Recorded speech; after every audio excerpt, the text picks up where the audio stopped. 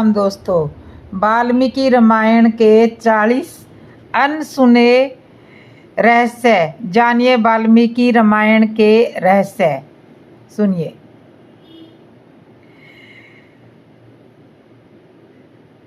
आज की वीडियो में मैं वाल्मीकि रामायण के 40 अनसुने रहस्यों की जानकारी देने वाली हूं। तो चलिए जानते हैं वह कौन कौन से 40 अनसुने रहस्य हैं। सुनिए। राम और उनके भाइयों के जन्म से पहले राजा दशरथ और उनकी पहली पत्नी कौशल्या की शांता नाम की एक बेटी थी। कौशल्या की बड़ी बहन वर्षणी और उनके पति राजा रोमपाद ने शांता को गोद ले लिया था, जिनका बाद में ऋषि श्रृंग से विवाह हुआ था। नंबर 2, रामायण के प्रत्येक 1000 श्लोक के बाद पहला अक्षर गायत्री मंत्र बनता है। यह मंत्र प्रतीकात्मक रूप से महाकाव्य रामायण का सार है। गायत्री मंत्र का उल्लेख सबसे पुराने वेदों में से एक ऋग्वेद में मिलता है। मूल वाल्मीकि रामायण में 24,000 श्लोक हैं। नंबर 3, जब राम मिथिला आए तो वहाँ कोई स्वयंवर नहीं था। वह विश्वामित्र ही थे जिन्होंने मिथिला जाने से पहले राम से कहा था कि वह वहाँ रखा भगवान शिव का एक अमोघ धनुष दिखाएंगे। उस धनुष का नाम पिनाक था, जिसका उपयोग भगवान राम ने सीता स्वयंवर में किया था। नंबर 4, मूल वाल्मीकि रामायण में लक्ष्मण रेखा का कोई उल्लेख नहीं है। जिस रेखा को पार नहीं किया जा सकता उसके रूपक के रूप में इस्तेमाल किया जाने वाला प्रसिद्ध शब्द वास्तव में सीता की रक्षा के लिए लक्ष्मण द्वारा अपने तीर से खींची गई एक सीमा है, लेकिन संत तुलसीदास जी द्वारा रचित रामचरितमानस में भी इस कथा का प्रत्यक्ष उल्लेख नहीं है। नंबर 5, भगवान लक्ष्मण ने अपनी नींद का त्याग कर दिया, जिसके बाद उनकी पत्नी उर्मिला अपने पति की नींद की भरपाई के लिए 14 साल तक सोती रही। जब वे रावण को हराने के बाद अयोध्या लौटे तो देवी निंद्रा तुरंत लक्ष्मण के सामने प्रकट हुई और जब वह सो गए तो उर्मिला जाग गई। नंबर 6, वाल्मीकि रामायण के अनुसार जब राम 25 वर्ष के थे तब उन्हें वनवास मिला। वह अयोध्या लौटे और 39 वर्ष की आयु में उनका राज्याभिषेक किया गया। राज्याभिषेक के बाद 30 वर्ष और 6 महीने तक शासन करने के बाद जब वह लगभग 70 वर्ष के थे तब राम ने राज छोड़ दिया था। नंबर 7 है, वाल्मीकि रामायण में सीता को बचाने के प्रयास का श्रेय जटायु नहीं बल्कि उनके पिता अरुण को दिया गया है। नंबर 8, वाल्मीकि जी ने बताया कि धर्म के अनुसार जीवन जीने वाले महाराजा के लिए एक दिन 1 वर्ष के बराबर होता है। वर्ष को 360 दिनों और 30 दिनों के 12 महीनों से मिलकर बनने पर काल्यात्मक रूप में 11,000 वर्ष हमें वास्तविक वर्षों की संख्या के रूप में 30 वर्ष और 6 महीने मिलते हैं। जब राम ने अयोध्या पर शासन किया था। नंबर 9, शूर्पणखा ने अपने पति की हत्या के लिए रावण को मृत्यु का श्राप दिया था। शूर्पणखा का पति राक्षस राजा कालक्या का सेनापति था कि जिसका वध रावण ने अपने विश्व विजय अभियान के दौरान कर दिया था। नंबर 10, रावण के पास पुष्पक विमान और भी कई विमान थे, जिसमें उपयोग किया एक अन्य प्रसिद्ध विमान दांडू मुनारा है। स्थानीय सिंहली भाषा में मनोरा का अर्थ है मयूरा मोर और दंडू मनोरा का अर्थ है वह जो मोर की तरह उड़ सकता है।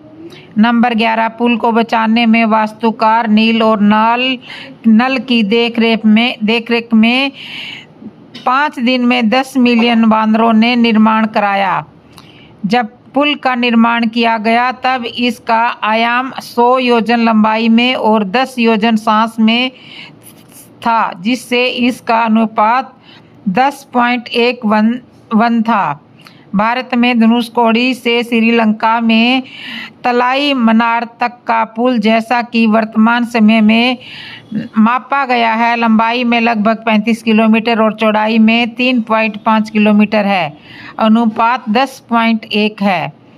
नंबर 12, वाल्मीकि के अनुसार कौशल्या ने कहा था, यदि तुम्हारे पिता ने ही तुम्हें निर्वासित किया है तो मैं उन्हें अस्वीकार कर सकती हूँ, क्योंकि पुराने दिनों में रानियों को राजा के आदेश को पलटने का अधिकार था। और यह भी कहा, लेकिन अगर कैकेयी ने ही आदेश दिया है तो तुम्हें जाना ही होगा।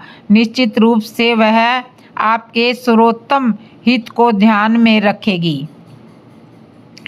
नंबर 13, राम को ब्राह्मण वध प्रायश्चित अर्थात ब्राह्मण रावण की हत्या का प्रायश्चित करना पड़ा। इसलिए अपने राज्याभिषेक के बाद वह एक विद्वान रावण को मारने का प्रायश्चित करने के लिए अपने भाई के साथ देवप्रयाग गए। देवप्रयाग भारत के उत्तरी भाग उत्तरांचल में है। नंबर 14, मंदोदरी रावण की पत्नी थी।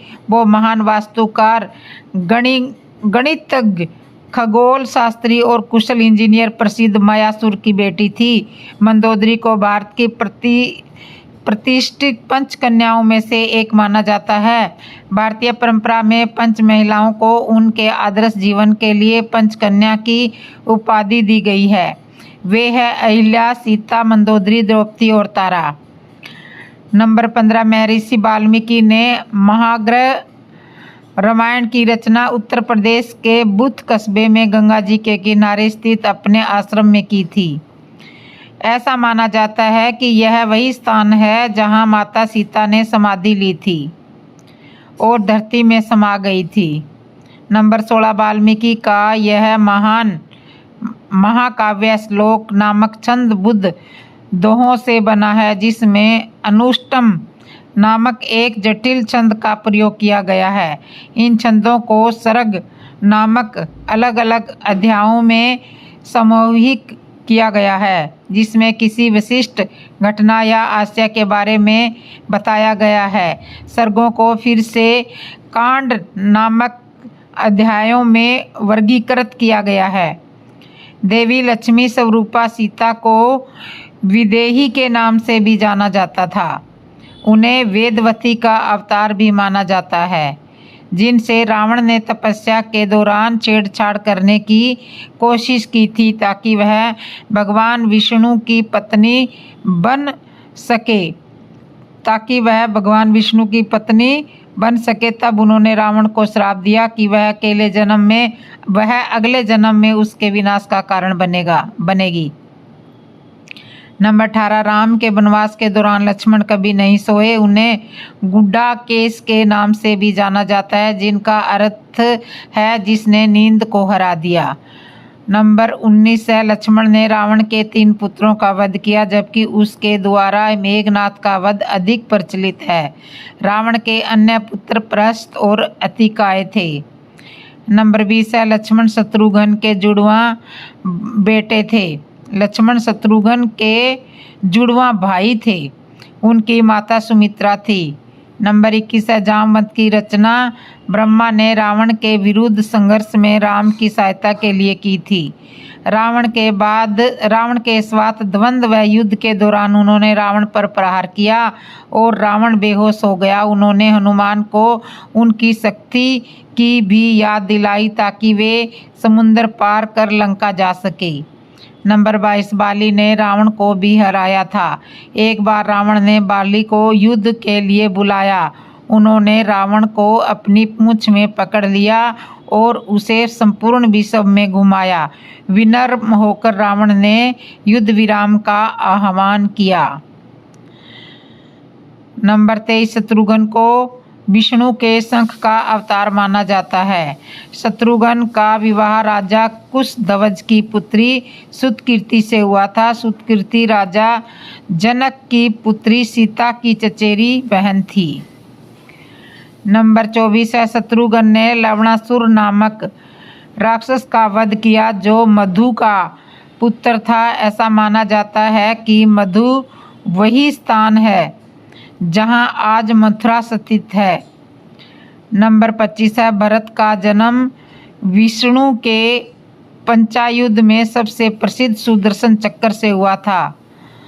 भरत राजा जनक के भाई कुशध्वज की बेटी मानवी के पति थे और इस प्रकार सीता के चचेरे भाई थे। इस प्रकार सीता के चचेरे भाई थे जो राम की पत्नी थी। उनके 2 पुत्र थे, तक्ष और पुष्प। इस प्रकार रामायण में सभी भाइयों की पत्नियां आपस में जुड़ी हुई थी। नंबर 26 रावण के दादा पुलत्स्य थे जो 7 महान ऋषियों या सप्त ऋषियों में से एक थे। उनके पिता स्वयं एक महान ऋषि विश्रुवा थे। रावण के ध्वज के चिन्ह पर वीणा का चित्र बना हुआ था। रावण ने एक बार शिव की स्तुति के गीत गाने के लिए एक संगीत वाद्य यंत्र बनाने के लिए अपना हाथ तोड़ दिया था। इसे रावण हत्या कहा जाता था। उनकी माता दैत्यों की राजकुमारी थी। उनका नाम केकसी था। केकसी के पिता सुमाली थे। रावण आधा ब्राह्मण और आधा असुर था। नंबर 27 है केकसी के माता पिता सुमाली और केतुम ने विश्रवा की योग शक्तियों के बारे में सुना। वे विश्रवा को अपना दामाद बनाना चाहते थे ताकि उनकी शक्तियां बढ़ सके। उन्होंने विश्रवा और केकसी की मुलाकात कराई। बाद में विश्रवा और केकसी 5 बच्चों के माता पिता बने, कुबेर, रावण, कुंभकर्ण, शूर्पणखा और विभीषण। कुंभकर्ण नंबर 28 है कुंभकर्ण को धर्मात्मा, बुद्धिमान और बहादुर माना जाता था, जिससे इंद्र से ईर्ष्या करते थे। अपने भाई रावण और विभीषण के साथ उन्होंने भगवान ब्रह्मा के लिए एक प्रमुख यज्ञ और तपस्या की। जब ब्रह्मा से वरदान मांगने का समय आया तो देवी सरस्वती ने उनकी जीभ को बांध लिया था। इंद्र के अनुरोध पर कार्य करते हुए इसलिए इंद्र का आसन मांगने के बजाय उन्होंने निद्रासन सोने के लिए बिस्तर मांगा। 29वां कुंभकर्ण के 2 पुत्र कुंभ और निकुंभ थे। वे भी राम के विरुद्ध युद्ध में लड़े और मारे गए। नंबर 30 है श्री राम माँ कौशल्या कौशल देश की राजकुमारी थी। कौशल्या के पिता का नाम कौशल व माता का नाम अमृत प्रभा था। नंबर 31 वनवास के दौरान श्री राम ने कुबंध नामक एक श्रापित राक्षस का वध किया था। उसी ने राम को सुग्रीव से मित्रता करने का सुझाव दिया था। नंबर 32 रावण जब विश्व विजय पर निकला तो उसका युद्ध अयोध्या के राजा अनर्ण्य के साथ हुआ, जिसमें रावण विजय रहा। राजा अनर्ण्य वीरगति को प्राप्त हुए। उन्होंने मरते हुए श्राप दिया कि तेरी मृत्यु मेरे कुल के एक युवक द्वारा ही होगी। नंबर 33 हनुमान का मकरध्वज नाम का एक पुत्र था जो रावण के सौतेले भाई पाताल लोक के शासक रावण का वफादार सैनिक था। जब हनुमान रावण द्वारा अपहरण कर लिए गए राम और लक्ष्मण को बचाने के लिए गए तो मकरध्वज हनुमान जी से द्वंद्व युद्ध में हार गया। नंबर 34 है रावण का वध हनुमान जी ने किया था। फिर उन्होंने अपने पुत्र मकरध्वज को राजा बनाया और राम और लक्ष्मण के साथ चले गए। राम ने इंद्र से उन सभी वानरों को जीवित करने का अनुरोध किया जिन्होंने युद्ध में अपनी जान गंवा दी थी। वे सभी बहादुर थे, अपनी ऊर्जा साबित कर रहे थे और उन्होंने अपनी मृत्यु को ध्यान में नहीं रखा। उन्होंने कठिन प्रयास किया और मर गए थे। गए थे इंद्र उन्हें उनका जीवन लौटा दो। इसके बाद वे सभी वानर योद्धा मानो नींद से उठे हों और उनके सभी अन्न घावों से पूरी तरह ठीक हो गई। सभी बंदर आश्चर्यचकित होकर एक दूसरे से कहने लगे, यह कौन सा चमत्कार हुआ है। नंबर 36 रावण का मूल नाम दशग्रीव था, जिसका अर्थ है 10 सिर वाला। शिव ने अपने पैर के अंगूठे से पर्वत को नीचे दबा दिया, जिससे दशग्रीव में जोर से चीख निकाली, जिससे उसका नाम रावण पड़ गया। उसका अर्थ है दहाड़ वाला या चिल्लाने वाला। नंबर 37, शक्तिशाली राम के अलावा रावण 2 अन्य राजाओं से भी पराजित हुआ था। एक था वानर राजा बाली और दूसरा था कार्तवीर्य अर्जुन, महिषामती का राजा, जिसे 1000 भुजाओं वाला भी कहा जाता था। नंबर 38, वाल्मीकि रामायण के अनुसार रावण को अकपन नाम के राक्षस ने राम के बारे में बताया था। वह उस युद्ध में जीवित बचा एकमात्र व्यक्ति था जिसने राम ने 48 मिनट में रावण के 14,000 राक्षसों को मार डाला था, जिसमें उसके चचेरे भाई खर और दूषण भी शामिल थे।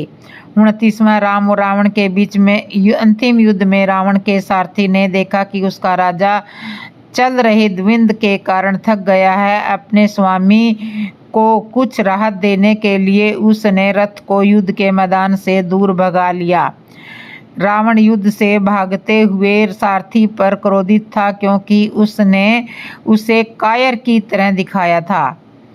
सारथी ने शांति से कहा कि वह चाहता था कि लंका के स्वामी के प्रति अपनी वफादारी का आश्वासन देते हुए पूरी तरह से सक्रिय होकर कार्यवाही में वापस आने से पहले रावण स्वस्थ हो जाए।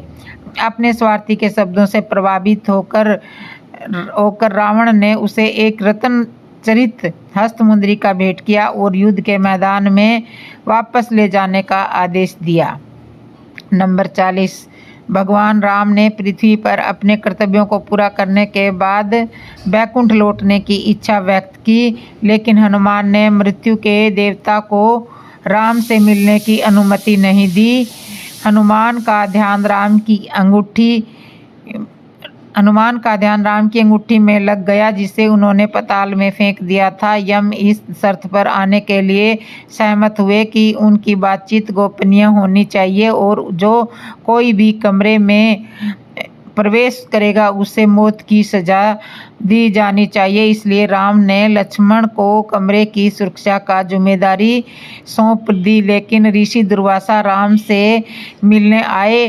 प्रारंभ में लक्ष्मण ने विनम्रता पूर्वक मना कर दिया, लेकिन अयोध्या को श्राप देने की धमकी मिलने के बाद लक्ष्मण ने बैठक को बाधित करने का फैसला किया। राम के वचन को पूरा करने के लिए लक्ष्मण ने सरयू नदी के तट पर अपने प्राण त्याग दिए।